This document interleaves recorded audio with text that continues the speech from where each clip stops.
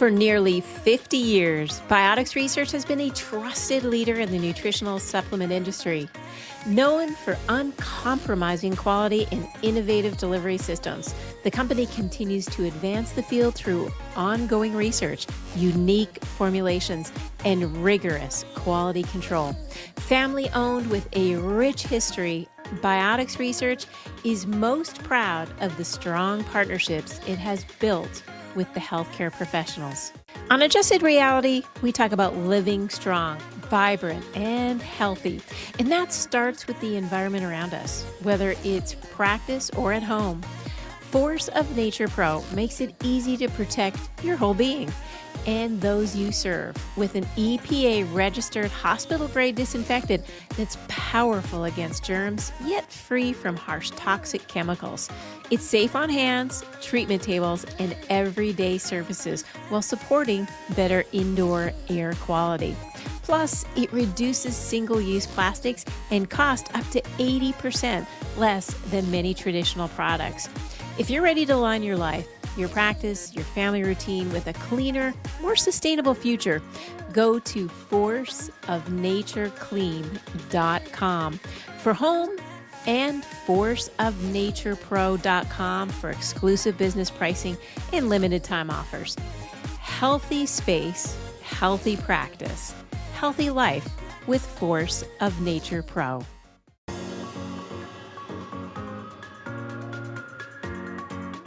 Welcome to Adjusted Reality, a podcast series trusted by the adjusted and brought to you by the Foundation for Chiropractic Progress, where we learn from athletes, celebrities, influencers, and healthcare professionals about how to optimize health in a fun, relatable way. Join me, Dr. Sherry McAllister, as we welcome educator and practitioner Reed Davis. Reed Davis is a board-certified holistic health practitioner and a certified nutritional therapist. He's an expert in functional lab testing and holistic medicine. Over 20 years ago, Reed Davis recognized people were caught in a cycle of trial and error, and he committed to optimizing health. Since then, he has been on a mission to educate and empower as many people as possible about how to get well and stay well naturally, so they, in turn, may empower others to do the same. Thank you so much for joining me today, Reed. Oh, Sherry, it's my pleasure to be here. Hope I can be helpful.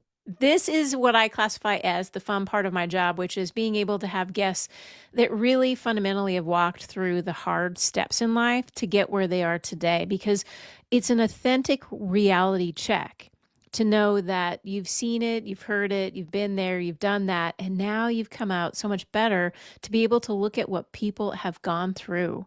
And I think as you see, so many people have many options to go to, and I myself was one of them.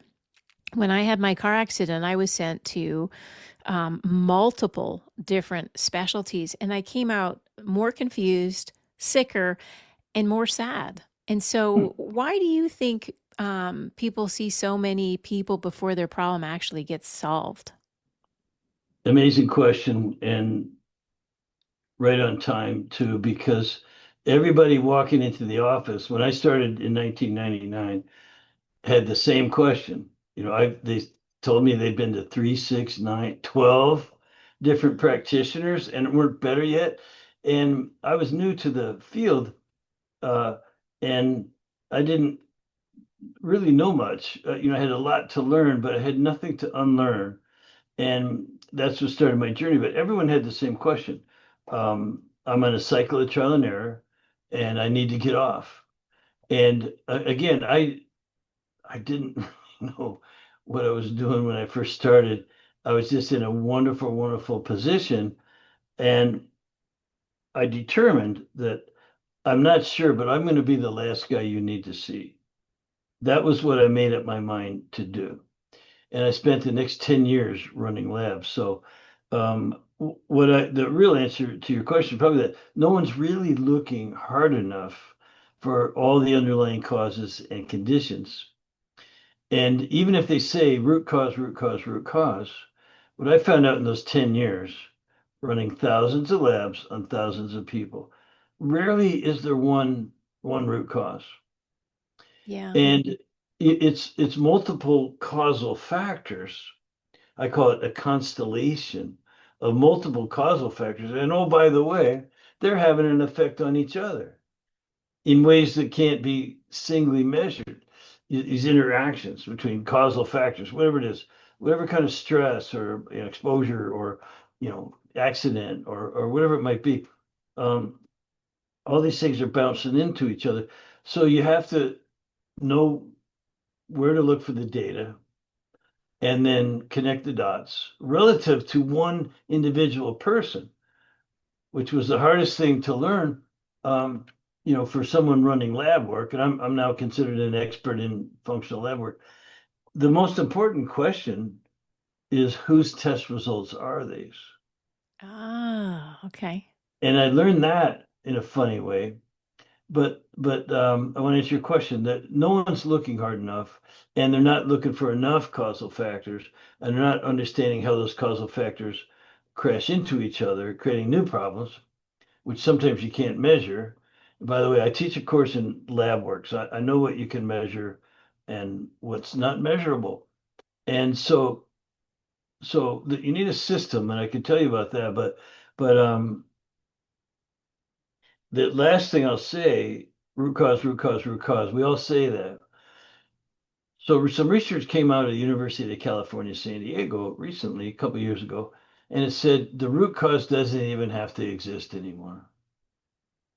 So you could be looking for it all you want. It isn't there. But the downward spiral in metabolism, the imbalances and things that occur due to whatever that stressor was, could still going on its happy way. It just gets burned into the way you metabolize or your body works. And so you're not going to find that one, because it's not there anymore. And that was very interesting. I loved reading that. I loved reading that research because then I really knew that my phrase for this whole condition, and I'll hopefully answer another question, is metabolic chaos. So you have multiple causal factors crashing into each other, and downstream is, finally is where the symptoms might occur, but there's no one diagnosis. Matter of fact, the problem I have with most functional medicine practitioners is they're still picking a diagnosis and they have their favorites and they have their what it sounds like and can run a lab to prove how smart they are. There's really always these multiple causal factors spiraling downward, creating metabolic chaos. And so, chiropractors and practitioners who think like that understand this. Hey, yeah, you're right. It's metabolic chaos. There's You so know much. what? You know what's so beautiful about that, Reed, is you recognize something very important that most people don't really fully appreciate. For the average person, they're looking at really the fundamental symptoms, and they come in thinking that there's a fix. There's a pill for every ill, as one of my colleagues had said to me once. And then you get this moment. It's a glance into cause and effect. And Mm. where I have had the privilege of being around some of my husband's friends, which are very, very bright, and they start talking about physics. And what I heard you say was something I actually heard recently. And the concept is called quantum entanglement. Okay, now my listeners are going, "Uh-oh, where's she going with this?" It really is an opportunity for us to explore something that you just said very easily, which is you can have multiple causes coming together for an impact, and that it can create, as you put it, metabolic chaos.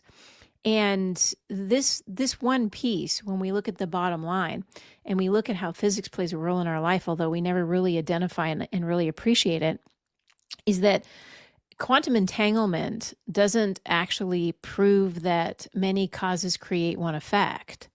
It actually shows something a little more radical, that some effects arise from inseparable relationships, not separable causes. And that is kind of a deep adjusted reality. Because what you just said to me, I think is so important for the average listener to understand is you can't undo some of the things that actually start to happen. And you do get metabolic chaos. And as most people know, when you're in chaos, like just think of a room that's trying to exit because there's a fire alarm pulled and everybody should get out. You got people going left, people going right, people going backwards. They don't know where the exit is. They don't know what strategy they're supposed to be taking. They don't even know if there's a fire. Some are believing there's a fire, some are not believing there's a fire, and some are Yeah. just standing still going, yeah, I'm not doing nothing. I'm going to stand here until I figure out if I need to move. So I love, Reed, how you put it, because that changes the way people think. You know who else? You're right. I agree with what you said. And quantum entanglement. I'm gonna think about that one because it's another way of saying kind of the same thing. There's so much going on, having an effect on each other. You can't measure a lot of it. Um, but how would you resolve quantum entanglement? So when I explain it as metabolic chaos, practitioners realize, yeah, that's a good term. You're right. People understand it too. The Yes. person in front of you with tears in their eyes because they don't have just neck and back pain. They've got tired, fatigued, overweight, can't sleep, no sex drive, can't build muscle, hair falling out, skin conditions, lung, breathe, you name it, digestion, everything. So they've got metabolic chaos. They get it. And they don't want another standard diagnosis. They don't want to be told it's irritable bowel or it's you have a parasite or it's your thyroid or like they want to know what do I do? How do I fix this? So the my job for 10 years was figuring that out because I couldn't give a diagnosis and no one Right. wanted another diagnosis. And when I was out of my motorcycle one day riding and determined that I'm going to be the last person they need to see, I really didn't know how. I just knew that that would be a cool thing to try to do. And I'd come out of another field. I was in environmental law actually. So I was a good researcher and thinker and I could sort a lot of things out. And I started running lab work. Alternative, it was called back then. If anyone is around, they might remember biohealth diagnostics and some of these others that were doing the saliva testing and urine testing and stool testing. And I did it all of it, thousands of labs on thousands of people. I was a very good recruiter, go out, give lectures, and I did health screenings and I did everything to try to get in front of people and tell them, hey, maybe I can help you. Let's try running some labs and see what shakes out. And there's a lot of frustrated people. It's actually quite an easy sell. What's not so easy is getting them to do the things you tell them to do. True. You know, So true, Reed. I think you've spent the majority of your life looking at people and opportunities and trying to mesh that network together. Because when a person has an opportunity and can see that it's going to make the why make sense, because sometimes we kind of get a diagnosis and it doesn't really make sense, and you kind of sit there and think, well, how am I going to deal with that? Why is the beginning of the problem, because I think it leads to the how, and why so many people see so many physicians and don't get the results that they're looking for. I think becomes like you, a mantra is like, I want it to stop here. I want the chaos, the metabolic chaos, to stop.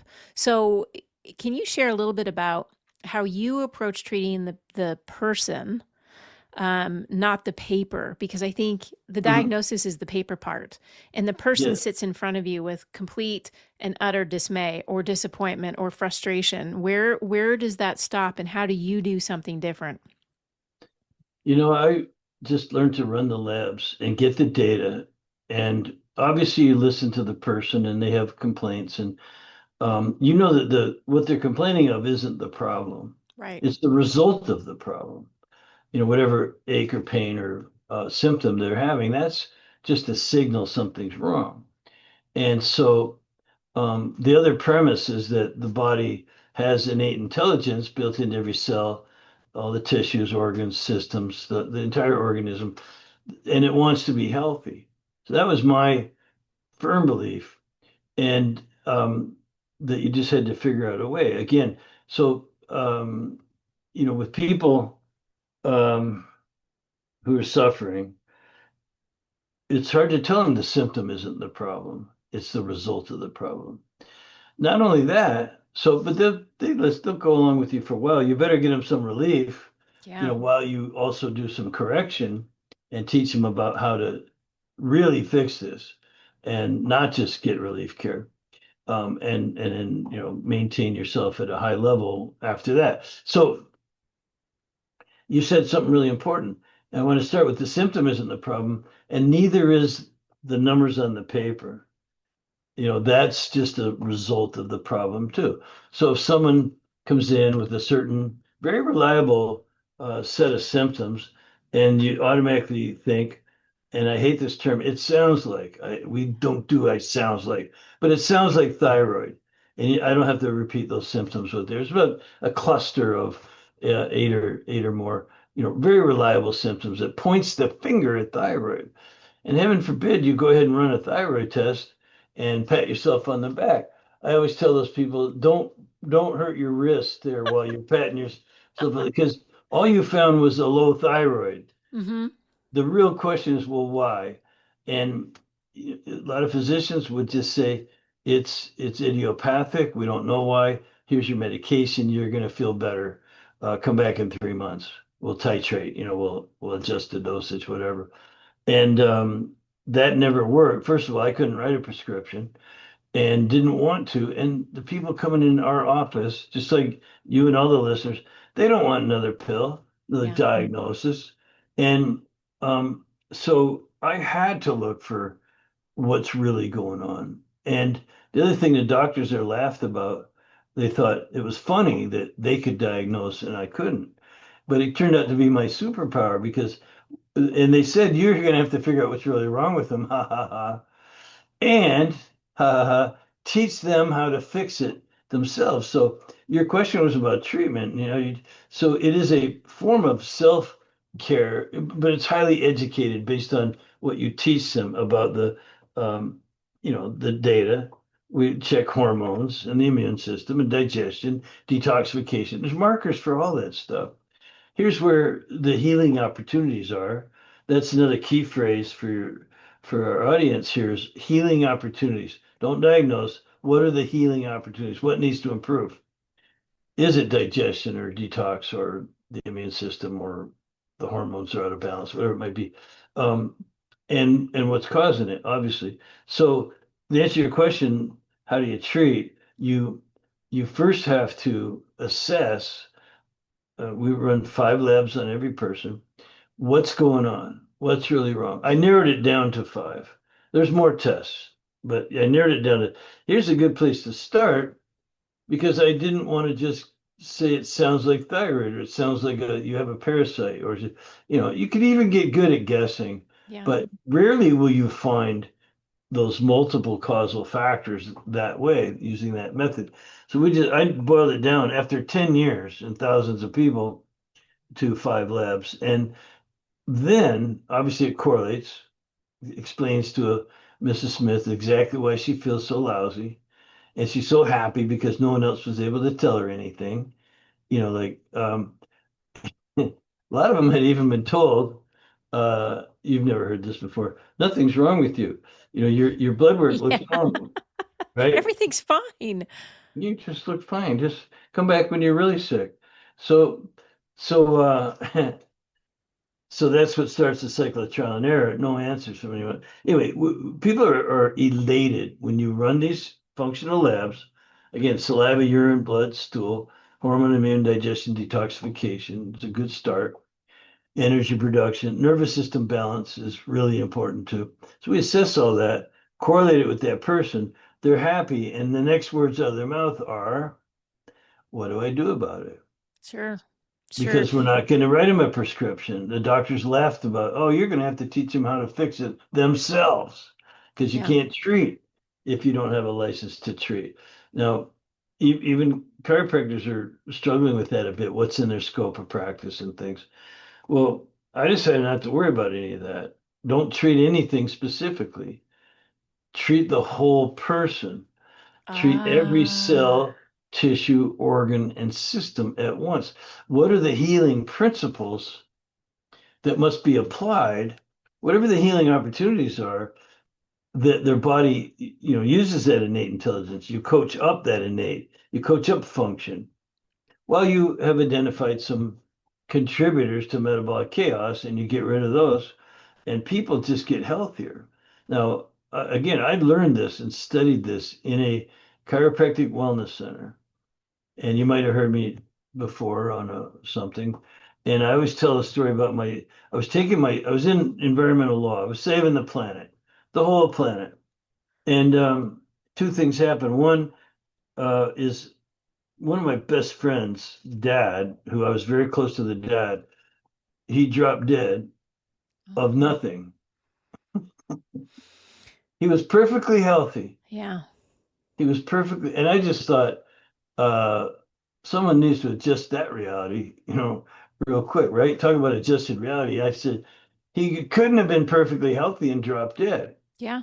How And did it the was, system fail him? well, it just, he didn't have any symptoms, really, that he ever talked about or looked at. I would say men would, they care more about their cars and their job and bringing home the bacon, stuff like that. The women pay a little more attention to the owies. But anyway, so he drops dead of nothing, Yep. and which I knew was a farce. And at the same time, I was taking my son. My son was a high school athlete in 1999, tremendous athlete. That's not just his dad talking. He got 7 varsity letters in 4 different sports. So Wow. he's super athlete. So his grades weren't any good, right? But This is back to quantum entanglement, okay? yeah, super jock. But was taking him into this chiropractic wellness center regularly for just keep my son tuned up with the adjustments and modality, other things they did there. I'd get him a massage certificate, if he scored a touchdown, whatever. Um, and but I was going in there listening to the doctors, and I just fell in love with the place, and I quit my other job and started working there. I asked them, "Hey, I want to work for you. I can help you grow this place." So I was hired for that purpose, but within just a few weeks, seems like 3 weeks later, I'm running the place and I'm Sure. studying anatomy, physiology, and biochemistry, and I'm talking to every person coming in the door just to learn. And that's how I ended up taking the nutrition certification and all the other stuff that I did. 10 years is a while, but the most important thing was run those labs. I got good coaching, but I made my own observations about who got well. And that's why I identified those patterns of HIDDEN. That's the investigation. Hormone, immune, digestion, detoxification, energy production, nervous system balance. You could add in oxidative stress. There's other stuff to test for, but that HIDDEN became the pattern that I recognized. If I just ran those labs, I'd really know a lot about that person. And they had metabolic chaos. That's my one diagnosis, the only thing I'm Yeah. allowed to say. And that was a beautiful thing. And then lastly, on that, what do you do? Your question was, how do you treat? And I couldn't treat anything specifically, but I could treat everything non-specifically. So when people are coming in, I had people coming in, you know how it is. They're coming in 3 times a week. And after 2 weeks, I'm going, how you feel? Is this working for you? They're getting chiropractic and acupuncture and therapies and stuff like that. And they're like, yeah, it's okay. It's working pretty good. I think we're on the right track. And so I noticed some stagnation there. And I said, well, what are you doing at home? Like you're coming in 3 times a week. That's wonderful. We love you. What do you do at home? Oh, they just, whatever. They just didn't have a home program. Right. Maybe they went to the gym once in a while. But I really came up with this, took a while, the DRESS, diet, rest, exercise, stress reduction and supplementation. And so that's the uh, what do you call it? The quantum, The you know, quantum entanglement is the your quantum dress. It's how entanglement. you dress every day, Reed. It's I how you love it. dress for health success. I You know, love it. I love so it. that was how you resolve metabolic chaos. Was you run HIDDE in labs, you get all this data, you clinically correlate with a person. They're like, "Wow, you figured me out. What do I do?" DRESS, and You here's your know, pro. So that's not a hard thing to design that program. Again, back to my point earlier, was the hardest thing is getting them to do the program. yes, You've got keeping to them run the functioned. program. Yeah, having that opportunity really when you have the medical doctors treating a condition, they make assumptions. And the one beautiful thing that you said as you were putting together the treatment protocols for metabolic chaos was that you did not make these assumptions. You did not say that the systems are fundamentally separate. You did not say that cause must be local and linear. And you did not say parts can always be understood independently of wholes. You flipped the script.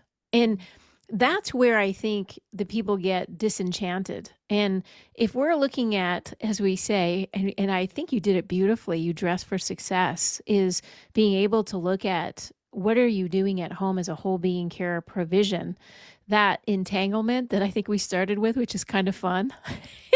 It shows that those assumptions are incomplete and that the physician, just as in physics, is broken if we make those assumptions. And you do such a beautiful job of bringing it down to their level so that they can actually think through the relationships.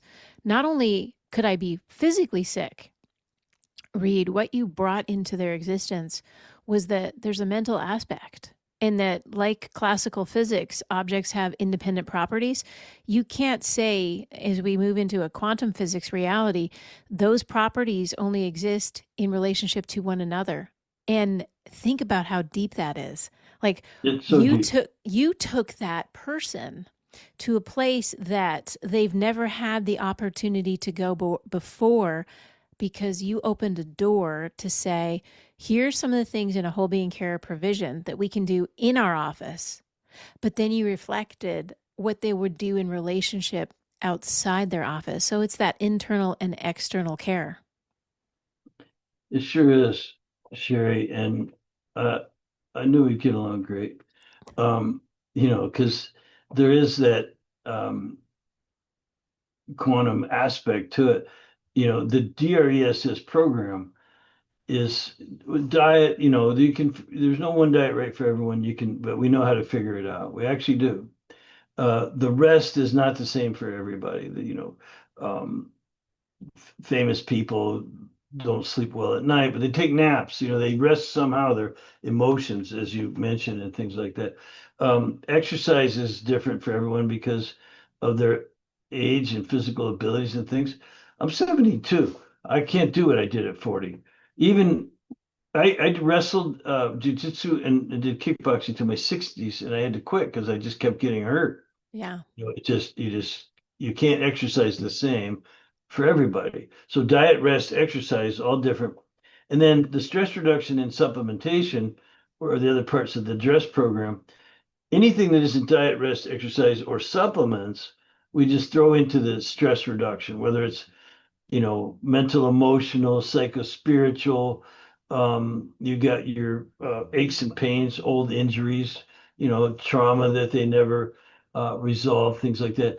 And then remember where I came from, the environmental field, chemicals, all the stuff in the environment, and it's ubiquitous. So there's stress everywhere. You wanted to have a discussion about um, quantum entanglement, you know, Like you didn't think we were going there, did you? no, but I can, and I love it because, that's what adjusted reality is supposed to be. You got, and we are adjusting people's reality. Oh, we sure We try are. to put them in the driver's seat. That's where Yeah. dress is. You know, here's what's wrong with you. Here's what the tests show, and they're like, wow, that's me. Hormone, immune, digestion, detoxification, blah blah, all this stuff. And then what do I do? Well, you know, as soon as we give you a diagnosis, you're going to forget about all the other things wrong. So we're not going to do that. We're going to tell you that here's a program to treat every cell, tissue, organ system in the body. It's it's the it's the most holistic, you know, self self-administered, although with good coaching, and and it really does. There's not much that doesn't get better. Everyone improves, and if you screen your patients right, you'll get amazing results when you follow the principles of healing. What a concept, I you know, know? when you said that, it made me think through what you just said because you really made me think through, is a diagnosis really that important at that point? Like, because when you start labeling something, someone labels you as, let's say, they label you as thin. The reality is that label then makes you think of it either positively or negatively. So if you don't Mhm. do that labeling and you just say you're a whole being and we're caring for your whole being, and if you and I have a result that says your BMI is way too low and there's potential for you to start becoming osteopenic, and your bones start to break down because you really are too thin for your body structure, then we need to have a reflection of what do we need to do. Idealistically, read what you said was we're still going to be treating the whole being. We're still going to Yeah. be treating you in a way to which enables us to optimize your health. So you kind of tapped into a really important perspective, which a diagnosis is only part of the question. The question, you being, how do I optimize my health? It's never, how do I get out of sickness? Because that should never actually be a question. It's really, how do I optimize where I am? Because I know I came in and I was running on empty. And now I want you to fill my tank and I want to be a Ferrari and I want to race the greatest roads in Monaco. I want to be like James Dean. Like, can we make that happen? Yeah, almost. Yeah, And yeah. you say, which I think is beautiful, hey, I'm 70 years old. I've learned to become wise in my years, that I don't need to be kicking the blocks, the 7 or 8 blocks, to break them at 70. I don't need to be doing some of the things that I used to do because my body has changed and I reflect the change. And sometimes I think people really can't tell the difference between a short term fix and long term healing. Can you kind of elaborate on what you think when someone tells you, here's my problem? We really need to figure out how they will know that they're not getting a short-term fix versus that long-term healing. Well, there's a consciousness that practitioners have built in. I think they really want to help that person to heal. It's just a matter of which avenue, which kind of doctor they are, and so which limits them. So to me, a medical license is actually handcuffs and restricts you from doing the right thing, especially if you are diagnosing, because then the reason you diagnose is so you can get paid by the insurance company. Because you don't have to tell Mrs. Smith if you're a cash practice, you call it anything you want. But it's only when you're billing insurance, you have to have a DX code, CPT codes, and these things, so you can get paid. And then it's very limited. The minute you lay down a diagnosis, in today's world, these chronic downward spiraling stress related conditions that we've lived ourselves into, there's there really shouldn't. How are you going to diagnose? As soon as you say you're hypothyroid, then they forget, okay, where's my pills? And, they just don't look at the rest of the hormones and the immune system and digest, and they're all affected. Again, nothing's hardly anything. There's hardly anything that doesn't need improvement. But having in those type of cases, and that's the wellness business. Remember, we are not talking about drive-by shooting victims and people getting off a plane from West Africa and their temperature is 105 and they're bleeding from their eyeballs. They're Right. not going to call their nutritionist or, No. so we're not talking about that kind of work, which is amazing. I've watched some doctor shows and just the big words and diagnose this and diagnose that. You could tell, wow, it's a good thing they found that. Good thing they found that, but once they're out of the woods, then what? So we could work with medical cases around the edges of whatever their darn diagnosis is until it just goes away. This is what I found with a lot of previously diagnosed conditions. Well, we're not really going to focus on that so much as the DRESS program, which heals every cell, tissue, organ, and system, and the disease. It's like turning the light on, the darkness just disappears, and you're healthier, which allows you to be happier. We hope that's the intention. And believe it or not, people are willing to pay us to do it. I think Yeah. it's such an amazing moment to reflect on health as our greatest wealth. And oftentimes we invest poorly. And you said at the very beginning, and I think you were spot on, women tend to be more aware of their health, and men, they don't tend to tinker with it unless it's really broken. When it's really broken, that's when they tend to like pay attention, which is why, AKA, someone could drop dead just like your friend's father. And now it becomes the moment where we begin to really look at what is the investment that we're going to make. And I think functionally, from where you sit, if you really truly want to figure out the basis for health, I think it comes down to a famous quote by Ralph Waldo Emerson, and what lies behind us and what lies before us are tiny matters compared to what lies within us. And Mhm. it's really getting down to the ability to see the balance in life. And yes, we can have acute care cases. Those are separate, and we're not talking about those. For the audience, it's like you said, if you've got 103-degree fever and you're dropping into South Africa, we got a problem and we need to address it very quickly.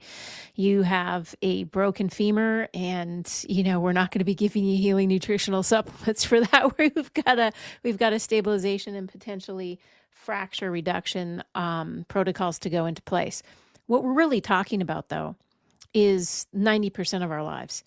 If we're blessed and the statistics are right and you run the algorithms, you statistically know that 10% of our life is going to be based on acute care injury or something that has happened to you that was really externally imposed on you. You didn't have any control over it.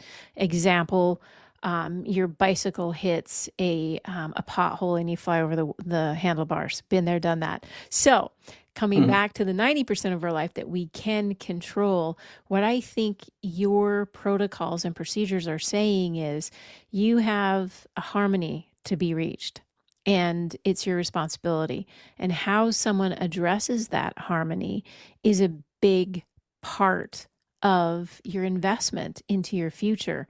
And after decades of you working with patients, you've had a lot of people come and showcase massive success.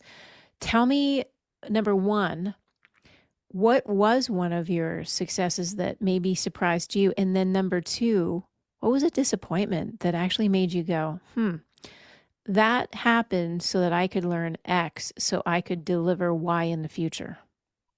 Those are easy to come up with. I have again, I didn't know what I was doing at first, so I had people that I just couldn't find the right test for underlying causes, conditions, and it might have also been that it wasn't a very good practitioner. I didn't know how to deal with people as well. It took me a long time to learn, but this happened really, really early on.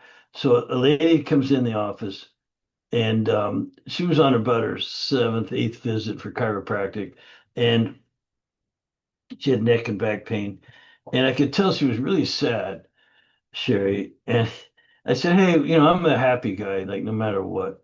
And what's going on? Hey, what's going on today? And I hadn't started working with her myself with my labs and things. So I'm just walking her back to the treatment room. And we had, for a chiropractic office, it was pretty big, 3,500 square feet with like 10 treatment rooms.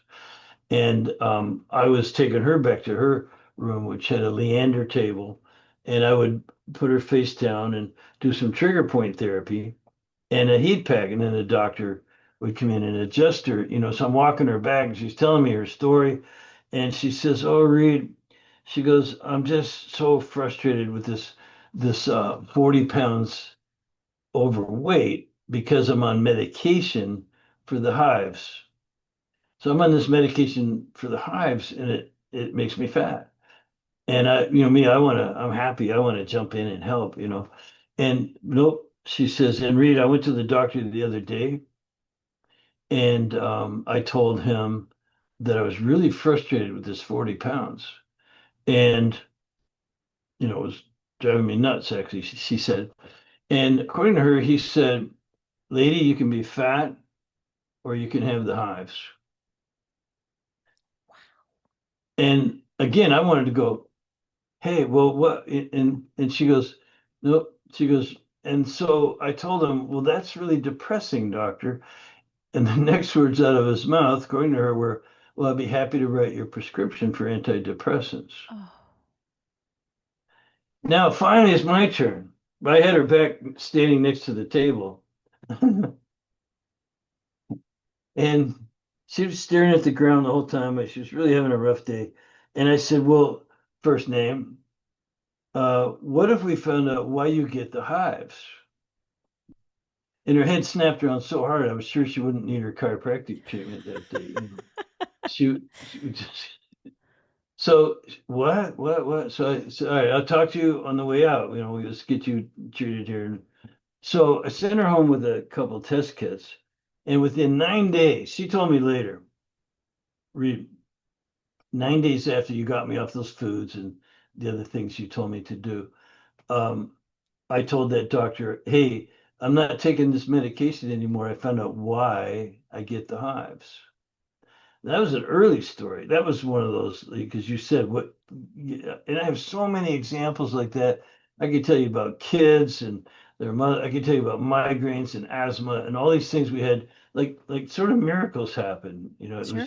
It's miraculous, not a real miracle, but miraculous that no one else even looked. Like what a concept. Find out why you get the hives. I could hear her neck snapping. What? You know, so so so another 2 weeks later, by the way, she said, "Reed, I was working out to a sweat today and I've been taking hot showers." I said, "Okay, that's nice." She goes, "You don't understand. For 2 years, I couldn't take hot showers or work out to sweat because even on the meds, it gave me the hives." Oh, So this completely changed her life and it completely changed mine because I knew then that, man, I just need to find this. And again, after 10 years and thousands of labs, I came up with a pattern that I would just run these labs on everybody. Most of our patients were women, that were sort of successful, um, or married to someone who was. And so they were willing to spend the money on the lab work and find out, and they actually funded the first part of my career because I ran some labs and didn't tell me anything. They weren't worth the crap. So, um, what I'm getting at is, we came up with this pattern, good stories like that. I had one lady, who, uh, I was very disappointed with, and she was game. She was getting chiropractic and massage for like the last 10 years, but she was on 9 medications. And so I said, well, let's run the labs. I found out the people on 9 medications are very dependent on those, and they listen to their doctors and they won't do the things that you recommend. I got her to change her diet a little bit, but that's about it. And so I got very, she's still going there. And I haven't been in that office since 2008.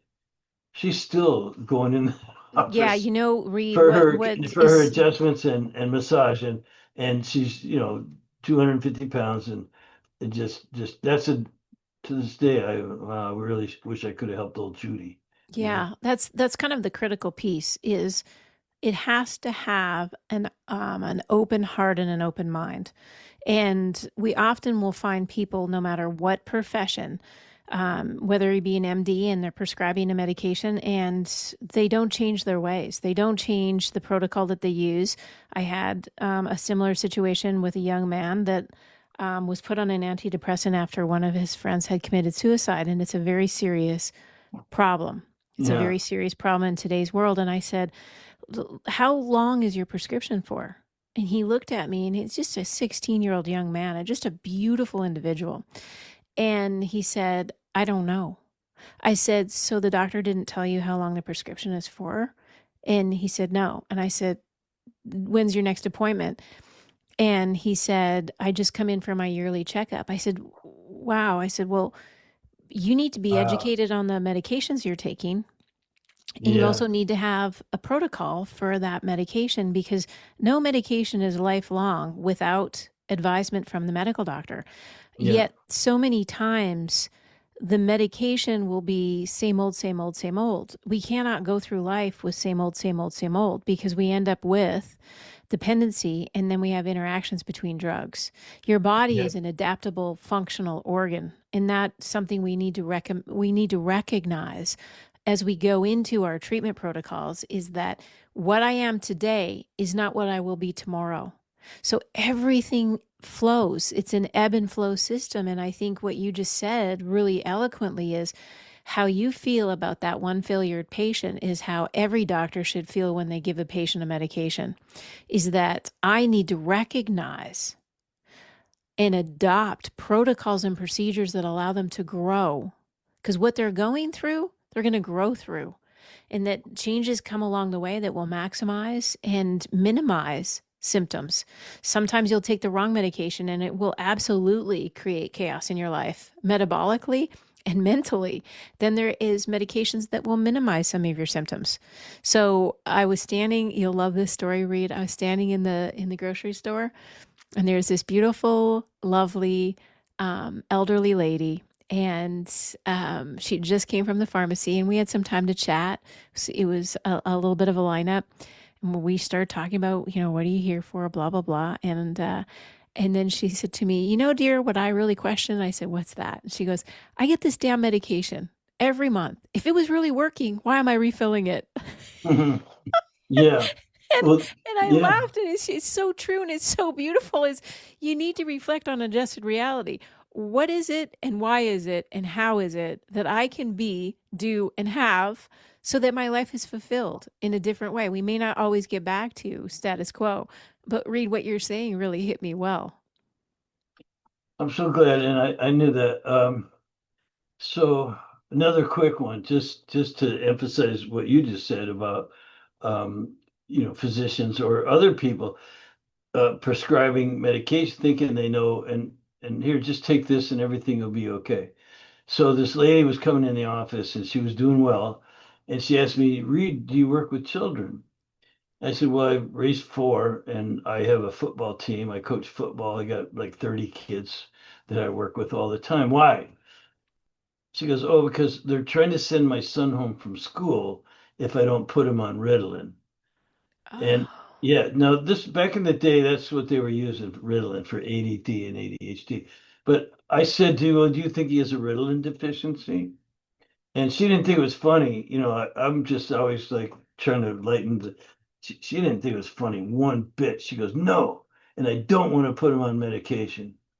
And I said, okay, I'm sorry. Like, well, was this a school nurse or a doctor at the school? Nope. This is a teacher and a principal telling a lady that you have to put your 9-year-old boy on a class two drug, class two, like narco. It's the same class as cocaine. mm-hmm. And and that upset, I said, okay, like, she goes, can you help him or not? And I said, I don't know. Let's run some tests and see. So we ran some tests, changed some things, obviously, in the boy's life. But 3 weeks later, and by the way, I never even met the young man. He was 9 years old. Just mom, go home, and this is what he has to do. You got to take charge. Da da da. So I get a call from the principal of the school 3 weeks after we started. Mr. Davis, I tracked you down through the mom, and I just want to tell you this is a different kid. He's paying attention. He's not jumping out of his seat. He's not poking the other kids and bursting out loudly in an inappropriate time. I'm like, okay. He goes, I mean, the chills were going up and down my spine, like, oh boy, good, good, good. And and then he goes, what'd you put him on? Yeah, what'd you put him on? So he just wanted to know, like he thought he was going to get the magic, something in a bottle, right? And I said, well, sir, we put him on a better diet, homework schedule, more exercise, da da da. And he didn't want to hear that. He just wanted to know what was in the bottle, what's in the bottle. That's We it. never even actually used supplements for that boy. Here's But the that's just key. that's the That's story of that's so key, Reed, is that they want a quick fix. They want to know because there's other kids in their classroom that they want to say, here's the magic bullet. yeah, And, especially with Ritalin increases dopamine and norepinephrine activity in the brain by blocking their reuptake. And that's actually what leads to improved attention and alertness and impulse control. And I think for many parents, they want to first need to know what you said at the very beginning. They need to know the why. Like, yeah, why is this happening? Because once yeah. they get that part, and what the principal wanted really was, how. He wanted to jump right to the how. Tell me exactly what you did so I can do it for the Yeah, other. what'd you give him? Because they're 9-year-old What'd you put boys. him on? Like, what are you expecting? Same thing. So many. I love. You just tell me when we're out of time. But this one lady was coming in for a chiropractic, and she was a principal of 5 different Montessori schools. Hmm. So she had 5 schools. She did one each day of the week, Monday through Friday, different one. Start over on Monday. And she said, Reed, 'cause we're talking about this. I told her about that story. And she goes, Reed, she goes, I started sitting in on parent teacher conferences with the misbehaved kids. And I started asking the misbehaved kid one question. What did you have for breakfast? And what percentage do you think were eating sugary, colorful crap? It was 100%. Wow. So yeah, it was. I said I think probably 85, 90%, probably. Because I know what kids were eating back then, not mine, but the 100%. She said we're eating this crap. So there's some of this stuff that we're talking about is so much common sense and just being willing to take the time to do the right thing. You asked me earlier, how do you treat this? How do you treat that? Well, we don't. We let the body heal. Our Exactly. work is really a mission of, with each individual, um, identifying obstacles to healing. So they might have a parasite, bacteria, fungus, virus, subluxation, you know, um, you know, some bad habit, but and sometimes those obstacles to healing, as we identify them and then creatively try to eliminate, overcome, or manage them, um, sometimes they're in the mind and emotions of the person. This is where the real sort of quantum uh, dysfunction comes in because they don't even know how to think about um, their problem and Right. they aren't trained. They're trained to get a pill, trained to eat crap, convenience food. Yep. I haven't been to a fast food restaurant in 25 years or longer, 26 years. I can tell you the last time um, or had a glass of milk, or done a lot of these things that just they're not that hard um, if you have the right maybe training or experience. I think a guide is really key to our lives is when we have someone who can help us journey through life, especially when it comes to healthcare. It's such a critical component. And Reed, I'd like to let you wrap up with the last word is someone who has really done their due diligence in helping patients understand a whole being care philosophy and how things are, for a better word, quantumly entangled in their lives. What would you like our listeners today? Just one very simple thing to remember and say. Maybe it's that sticky note they stick next to their computer during the day. What would you like them to leave this podcast with? Well, it might be on the level of quantum. um, considerations, but I pray, my wife and I pray together. We realize that we're not smart enough to control everything or have all the answers or so. And believe me, my career is about getting answers, but there isn't for some things, and you have to. I give it up to my belief, uh, and on where that innate intelligence that we mentioned comes from. So that innate intelligence is way beyond what I can even imagine, as far as what you'd have to know to put a cell together. Not only could you not create a person, you couldn't even create one cell in a person. No matter how hard you work, the scientists today, I know I'm going on and on. You wanted one last thought, but I just watched an interview last night about they're making robots, and you got these scientists, they're like origin of life researchers, studies, and they're saying we're 3 to 5 years away from creating life in a lab, and I guarantee it'll never happen in their lifetime or mine or anything. It's impossible. So we pray to the creator, originator of that, innate intelligence. Beautiful. That's it. I love that moment of reflection, because each and every one of us has an opportunity to know better so they can do better. And I think there's a reflection of what that means. I want to sincerely thank you, Reed. This was a lot of fun. I think our listeners got a handful of Hope information, so. great stories, and some takeaways that I think will be absolutely wonderful for them to work on in their lives and to better the way they look at things, so the things they look at will change and build upon that. So thank you so much, Reed, for being with us today. Thank you. The best interviews are the ones where I learn something too. So thank you again.